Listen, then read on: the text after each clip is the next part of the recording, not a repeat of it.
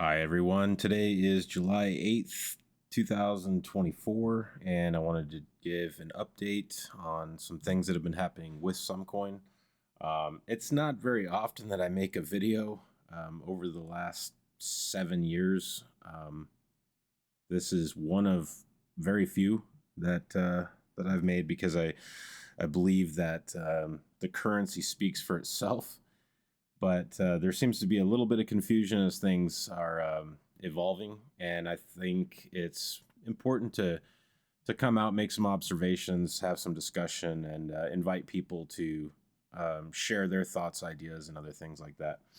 So a little bit of background. So I go by the name Sumtoshi. I am the creator of Sumcoin, and it's just reached a point now where I think with the new Sumcoin wallet out there and updated, and many of the bad actors in the past finally out of the way with things, that it was just important to make a video and talk about it. So let's see. What I would encourage you to do before we get too much further is, number one, go ahead and subscribe to this channel. If there are a lot of people that, make comments, have questions, and there seems to be a need for continued dialogue, then let's do it. That way you can get notified and we can kind of keep the dialogue rolling. Secondly, be sure to actually read about Sumcoin and what it's made to do. I know that over the years there's been this kind of expectation that it's going to be on all these exchanges, and that was never the intent of what the coin was made for. It was meant to be a currency, and a different type of currency. It was meant to address what Bitcoin claimed that it would be, but really doesn't achieve. So any of you can go and just type Bitcoin white paper, and what you'll see in that very first sentence is that it says something to the effect of a purely peer-to-peer electronic cash would allow for, blankety blank, without financial institutions or third parties. And so my background is in finance.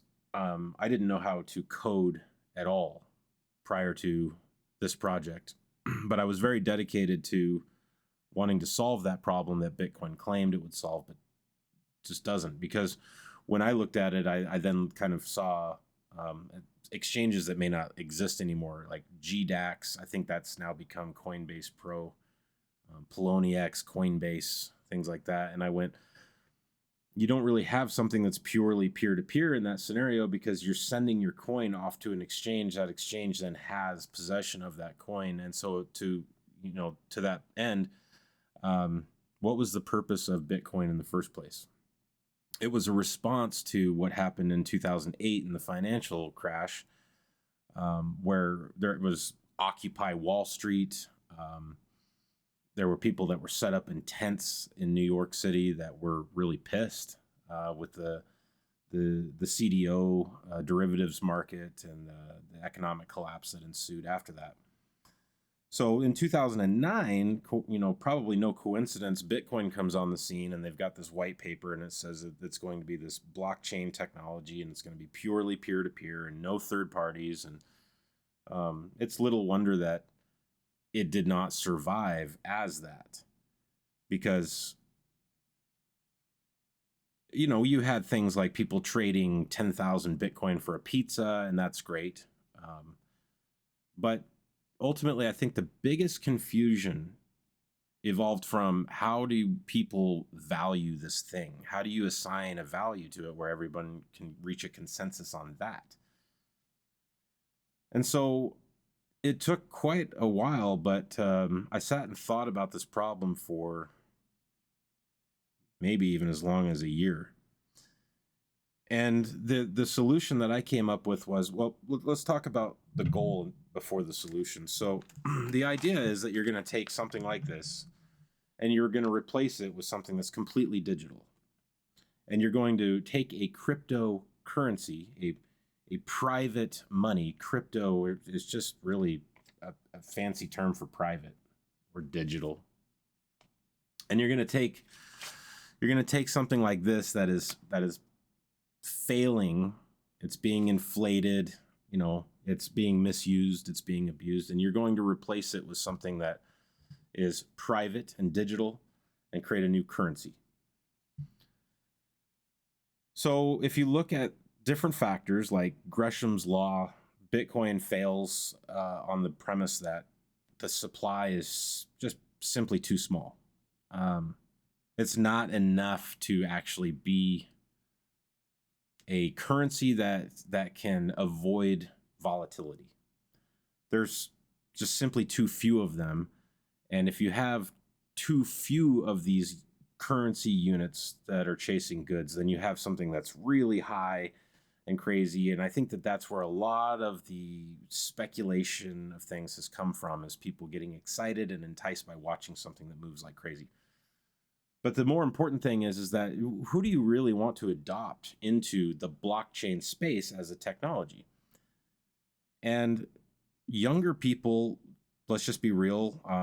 This goes back to 2017. I decided then and there that younger people are not going to have the majority of the resources. It's going to be older people that have the majority of the resources. And if we're going into a technology shift, which is what I predicted that we were in, then this blockchain technology is going to be no different than what the car was to the horse, or what email was to paper mail. It's just that it's a bit higher stakes, because if you wanted to try email, it was easy. And if you didn't like it, you still had all your stationery in your desk and all of your stamps and everything like that. And there's a lot of people that chose to stick with it for a long time and held out. It was easy back then to go and take a ride in a car versus giving up your horse. So, there's a lot of thoughtful consideration that went into this, but the ultimate decision was, if you're going to have something that really does what Bitcoin claims, and it's going to be purely peer-to-peer without a financial institution, i.e. exchanges, then you needed to have something where the price was agreed upon. And being that I worked in finance for a long time, the best thing that I could come up with was, if the information on the chain is supposed to be immutable, then the price should be also immutable as well. And in order to do that, indexing seemed like the best way to do that. So how does that work? If you have, say, the Dow Jones or the NASDAQ or the S&P 500, all of those things track certain things, but they do it in a hand-picked way. So there's bias that's there. Now that bias is going to be, exemplary in something like the Dow, where the Dow, might be tracking McDonald's today, and somebody gets pissed off and they decide to kick McDonald's out. There are not a lot of changes that happen in the Dow over time, but there are changes in there, and those are based on human biases. So in the case of Sumcoin, I looked at the evolution of the Dow. So the Dow was created in 1881 by a person named Charles Dow and Edward Jones, hence the name the Dow Jones. And the way that it started out as was 11 different companies. I do know that 9 of them were railroad companies, and I forget what the other 2 were. But over time, that somehow, because I don't know the entire history of it, evolved into 30 different companies. And there might have even been more at some point in time. But the point is this: when people think of the market, they think of the Dow more often than not first, and then they start to think about other things, the S&P or the NASDAQ, the Russell. There's different things like that. But back in 1881, that was completely foreign to people. The concept or the notion that one day's trade was associated with the prior or the next was like inventing fire. So this isn't a new concept, but I wanted to apply this in a way that it was fair and objective, and that there was no human intervention to it. So the premise was very simple. If this is a new technology, as blockchain is a new technology, and it's going to replace things, much like email replaced paper mail, or the car replaced the horse, then we need to be thinking about this in a way that's scalable. So at the time, I looked up and I said, okay, well, how many fiat currencies are there? Because if we're going to be replacing this stuff, then we're probably going to end up in the same trap that we were in to begin with the dollars that we have as paper, or that are just really in the bank. We say, oh, we've got digital money because there's a digital representation on our apps and things like that. But that's not money. That's just database entries. So I looked at that and I went, okay, how many different fiat currencies are there? And I think the answer was 74. But 74 is a weird number. So the idea was, because remember, once this is set, then it's set. The idea was, okay, follow the top 100 currencies by their market capitalization at any given time. And then through a mathematical formula, you're deriving a sum. It's not the average, but it's a average of the top 100 coins by their market capitalization. Now, the forward thinking is that people and organizations don't run currencies, governments do. And at that point, and still to this day, that was the longest stretch in history that we'd had where there was something substantial going on where the governments weren't controlling it. And but the thinking was they're going to create something. And back then I called it a Fed coin or something like that. And I went to conferences and conventions and people laughed at me. And it turned out that I was correct.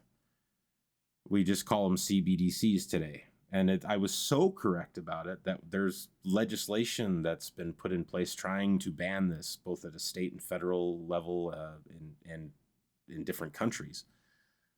Some actually are being adoptive to the idea, but the idea ultimately was, if you're true, again, how do you go back to solve that problem with Bitcoin? How are you going to make a truly peer-to-peer or a purely peer-to-peer electronic cash system without the need of a third party or financial institution? And it just kept coming back to me that indexing was really the only way. So the bet became very simple. Is blockchain the future or not? If blockchain is the future, then this Sumcoin idea has merit to it. If it's not the future, then it's destined to fail. So, and I'm noticing that there's some lag on my screen here. I might have to just cut this video and try adding to it. Yeah, this is not, maybe I need to get a better setup here. Forgive this if it's a little laggy. I think it is. Okay, so let's try to get down to the point. I'm gonna make a follow-up video. Why don't you guys subscribe, leave a comment in the box down below. The intentions of the project are good. But the problem and the weakness is that I'm one guy, and then I've had countless number of people try to attack the project, both technologically and just in forms of misrepresentation. I've been to different events. People then took money from other individuals. You might be one of them watching this. And then they pocketed the money in the name of helping advance the project forward, and they didn't. They just ran off. There was a person that, tried to replicate the project. He created a malicious fork in the network. There are people that have had a Slice wallet, and they one day say, hey, what happened to my coin? It's gone. There are people that they don't know what's going on. They don't know what to do. There's some people that want to help. They don't know how to help. I don't know what to ask them for help with, because we're dealing with elliptic curve. It's difficult stuff. I mean, I can sit in here and write on, and code.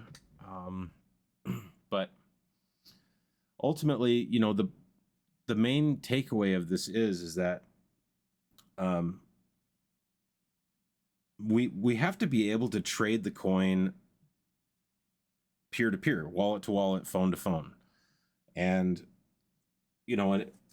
the Sumcoin wallet has been updated. There's stuff that's being worked on to try and help people like build a bridge to get their Slice wallet balances from Slice wallet to the Sumcoin wallet.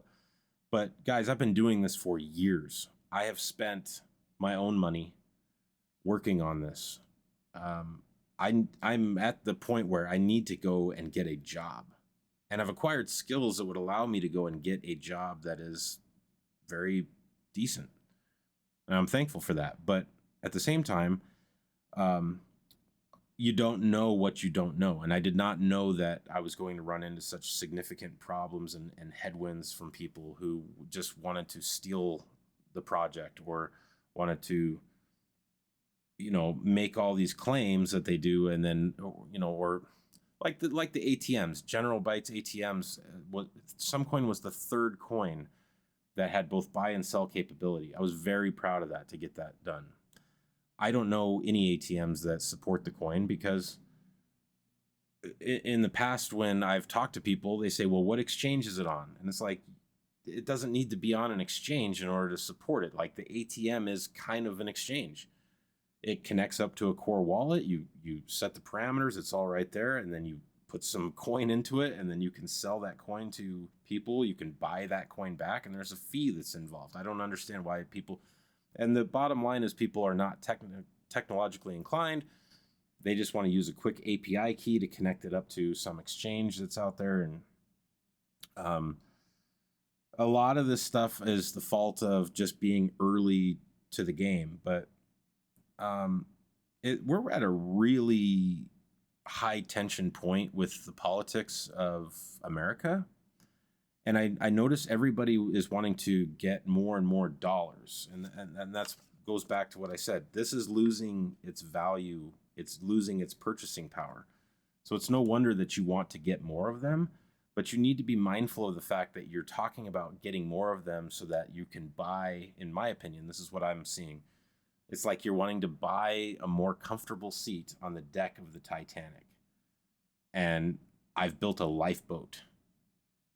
So I can't make people use it in the United States, but guys, if you're in the United States, you better believe that other countries, Brazil, Mexico, like pretty much every country in South America, in Africa, in Europe, these guys in Asia, these guys are using Sumcoin peer-to-peer. So when you say, how do I cash out my Sumcoin? How do I cash out this? You spend it. You trade it. You earn it, you spend it, you know, you barter with it. I've accepted Sumcoin at my business for a long time, and people enjoy using it, and I enjoy taking it. So look, let's wrap it up with this for this video. In the new Sumcoin wallet, here's just a fresh one. You can press on the receive tab, and that'll pop up with a QR code, and then it'll have a string right there. If you want to send coin to someone else from another device, you can come in here. You can open that up. Second here. Okay. Scan a QR code. Okay. Scan that, and you can share the string. Just copy the address, share it in a text or whatever, and it's got two different options. You can send in a coin amount, or you can check the fiat amount, and let's just say, you know, $10. Now this is the one of the biggest problems with Bitcoin. The fees and the time that it takes to process are just absolutely insane. But I'm just going to say send, confirm and send, and then watch this. And there it is. Okay. That's quick. It was cheap. It'll be processed in about a minute or two, and then it's able to be spent off of this device and sent somewhere else. Guys, I was able to achieve that by myself. I was able to make the chain proof of stake by myself. Like Ethereum has an entire world population of developers and I was able to beat Ethereum to proof of stake. I'm not looking for pats on the back or anything else like that, but the thing is that I'm at a point where I've kind of maxed out. I've done more than most anybody could ever figure out how to do. I never thought that the coin could take off as rapidly as it did. I'm very grateful for it, but I never did any advertising. I never had the money to do any advertising. To anyone who's disillusioned and thinks that I've just made millions and millions and millions of dollars, no. This project has cost me more money than anything, but I believe in it because it's why I made it and what I believe in that has motivated me to go and keep going. I've given up more than I could even try to quantify in this video on behalf of it. I miss the old days of seeing all the excitement online and Twitter and people making videos and things like that. I'm sorry if this bums you out to tell you that a currency is meant to be used as a currency, not as like a penny stock. This isn't an investment. It's not like a stock where you're trying to buy low and sell high. I'm trying to actually create an alternative currency. And I believe that the only way to truly achieve what the Bitcoin white paper says is to do it the way that I'm doing it or have done it. But I'm open to feedback too with things.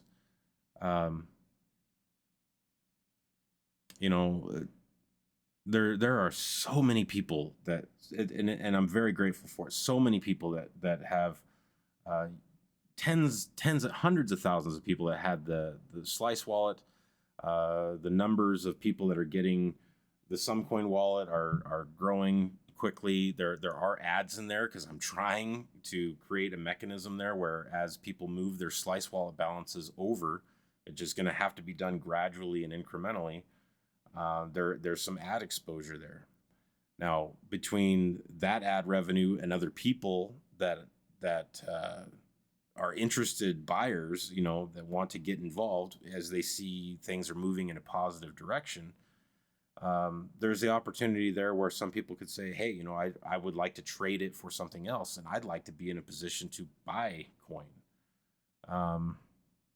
I think that is really cool, but the coolest thing is if you're sharing the wallet with somebody else, if you're giving it 5 stars, if you're explaining what I'm explaining to you now, if you're using it, guys, you can get onto Craigslist and what makes anything valuable? It's just that people are using it. If everybody stops using this, it's no longer got any value. That's it. If everybody just starts using this, it has value. So it's equally so, what's stopping you? I've done what I can. The app is now free. It doesn't cost you anything to download it and try it and check it out. There's a faucet in there. You can get free coin in there. Just click on that. You can do it every hour. No, it's not a lot, but you know what it is? It's something that you could trade back if you want to. And it's a start. It's a project that I can understand a lot of people have felt like has failed in the past, but it's not failed. It's just had growing pains going along with people trying to screw with it. And there's those guys that have done those things have either gone to prison or they're on the run or they don't have anything good in their future, that's for sure. But I'm here and I'm quiet and I work when I'm able. And I'm trying to find the solutions that are going to be beneficial and stick to why the coin was made. And I think we're at a really interesting turning point right now with it. But all I can ask for is just the time that you've given me and your consideration, thoughts, comments, leave it a thumbs up. I'm not trying to build a YouTube channel here, but if you do subscribe, and click the icon, the bell, you'll get an update when I send out a next video. if all you have to say is just mean or unintelligent stuff in the comments, just save it. If you've got something that's meaningful, then please put it. If you want to write an email, just write to sumcoinindex@gmail.com, and we can go from there. There's a lot of people. I'll close it with this. There's a lot of people that have talked about putting the coin onto exchanges. Let me just tell you quickly why I'm against that. Outside of what I've already said, once the coin is on an exchange, it's no longer your coin. It's in the possession of a third party. It's in the possession of a financial institution. That goes against the Bitcoin white paper. Again, there's not a lot of people that stick to their morals and their values and their why. I'm open to the fact that I could be completely wrong, guys. But there's also big, ginormous companies that did things a little different. There were hundreds of computer companies, and Apple did things just 180 degrees off and became the biggest computer company on earth. I mean, they just did it exactly the opposite way as everybody else. And once everybody understood why they were doing it that way, it worked. It clicked. If you understand why the coin is made the way that it is now, I appreciate it. If it has helped you to make this video, please let me know. If it's not helped you, let me know. Just be thoughtful about it. I haven't been a jerk in this. Please don't be a jerk back to me. It's one of the reasons why I really don't make any videos, is because I just know what our society has become. There's a lot of people that just have really bad attitudes, and so anyways, if you're not one of them, don't worry about it. If you are one of them, take care. So I'll close it out there. I'm going to upload this. Let me say one more thing. I know I keep saying one more thing. Your Slice wallet words, they're not going to work on Sumcoin wallet, and there's really two main reasons for that. One, these are completely different networks at this point, guys. Number two, Slice wallet words, Slice wallet, that works on basically the word list is completely different than the word list of Sumcoin wallet. They're completely different. So they're not, there's no compatibility. They're different networks. They're different words. They're different everything. You're going to need to create a brand new wallet. There's going to be a time and a place to put in the next update, in the tab. I encourage you on your wallet, go up to the tab there like that in the upper right hand corner and click on that. There's information, and it's got information in there about what's coming, right? So there's some news that's in there. There's the current rate of the coin. There's a bunch of links, faucet, follow all of these things on Twitter and so forth. But inside of that, there will be a thing that's going to take your 12 words from your Slice wallet, and then it's going to go out and analyze the different forks that these people created. And it's going to go and try to search for that and look for those balance. That balance is going to then act as like a voucher for you to be able to work off of for participation each time that you go into that. And so that's the plan moving forward. So check that out. But the biggest thing is just getting everybody to use it. So, man, there's going to be a lot more to cover since I don't make these videos, but we'll just start with that. I've already given you like 30 minutes. If you've made it this far into the video, I really appreciate it. Share it with anybody else that you know regarding Sumcoin, and I will see you guys on the next one. Thanks.